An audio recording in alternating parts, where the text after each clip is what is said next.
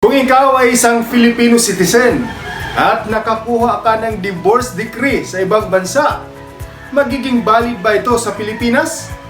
Kung ikaw naman ay nakapangasawa ng foreigner, bumalik siya sa kanyang bansa at nakakuha ng divorce decree, ikaw na Pilipino, maaari ka na bang mag-asawa?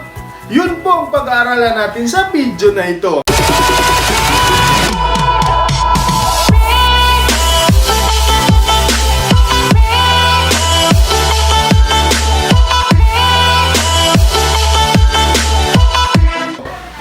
Magandang araw po muli mga kaguro, kaibigan at kaempleyado. Maraming salamat po sa patuloy nyo na panonood at pagsuporta sa ating YouTube channel. Umaabot na po tayo ng 24,000 subscribers.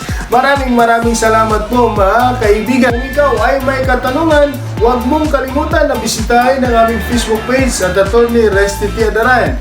Kung gusto mo rin kaibigan, mag-comment ka sa baba sa comment section sa video na ito para maparating sa amin ang mga katanungan mo. Mga kaibigan, dahil maraming nanonood sa atin sa iba't ibang panig ng mundo o sa iba't ibang bansa, ang tatalakayin natin ngayon ay tungkol sa divorce decree. Magiging valid ba ang isang divorce decree na nakuha ng isang Filipino citizen sa ibang bansa? Magiging valid ba ito sa Pilipinas? Kung ikaw ay may asawa na foreigner at nakapag-obtain siya ng divorce decree sa kanyang bansa, maaari ka na bang makapag-asawa? Mga kaibigan, ang sitwasyon po ay ganito. Si A at saka si B ay parihong Pilipino. Sila ay mag-asawa at ikinasal sila sa Antipolo. But hindi sila nagsama. Pero si A ay pumunta sa Amerika. Doon sa Amerika, nakakuha siya ng divorce decree.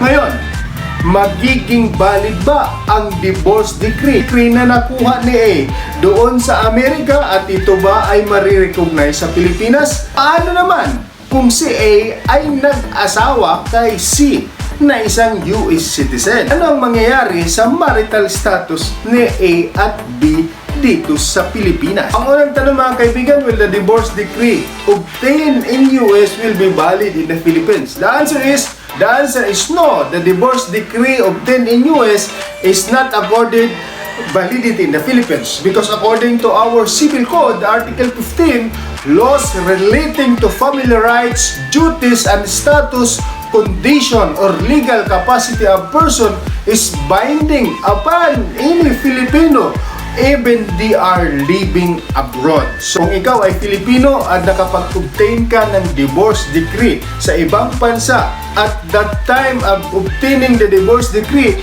you are still a Filipino citizen, then the laws of the Philippines still govern your status even though you are living abroad. Ibig sabihin, kahit na nasa ibang bansa ka, dahil hindi valid yung divorce decree sa Pilipinas, wala tayong divorce law sa Pilipinas, so ang nakuha mo na divorce decree sa ibang bansa, ikaw ay Pilipino, hindi rin magiging valid sa Pilipinas. Now, ano naman ang magiging status kagaya ng ating sitwasyon na si A ay nakapag-asawa kay C, isang US citizen? Ano ang mangyayari sa kanilang marital status ni A at saka ni B? A is still married to B under the Philippine law. So kaya si B ay hindi pa rin maaari makapag-asawa muli kahit si A ay mayroon ng divorce decree dahil sa mata ng batas ng Pilipinas sila po ay mag-asawa pa. Ang mangyayari kung si X at si Y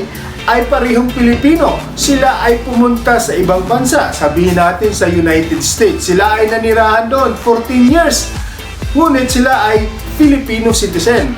And after a year, sila ay nakapag-obtain ng divorce decree. Sila ay nakapag-obtain ng divorce decree sa US while being a Filipino citizen. Well, the divorce decree obtained in the US is still valid. Will it still be valid in the Philippines? No, because at that time of obtaining the divorce decree, they are still a Filipino citizen. So yung divorce decree na nakuha nila sa US ay hindi magiging valid sa Pilipinas. Pero yung sitwasyon naman na ganito, halimbawa, ikaw ay Filipino, ikaw ay babae, nakapag-asawa ka ng foreigner dito sa Pilipinas, kayo ay ikinasal. pagkaraan ng ilang taon, ang asawa mong lalaki na foreigner ay bumalik sa kanilang bansa at siya ay kumuha ng divorce decree o nakapag-obtain siya ng divorce decree. Ang divorce decree ba ng iyong asawa na foreigner ay magiging valid sa Pilipinas? Yes!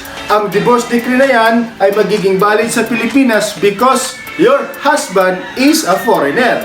He is not a Filipino. So, the laws that will apply to him is the law of their country.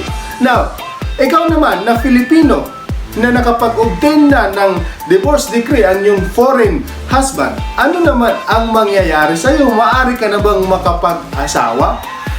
Ang sagot po ay, oo, maaari ka nang makapag-asawa. Ano ang ating legal basis? That is according to Article 26 of the Family Code, which states that a spouse shall have the capacity to remarry under the Philippine law. So binibigyan ng karapatan ulit na mag-asawa ang isang Pilipino kung ang kanyang foreigner na asawa ay nakakuha na ng divorce decree sa ibang bansa. So yun po mga kaguro, kaibigan, kaempleyado, mabuhay po kayo.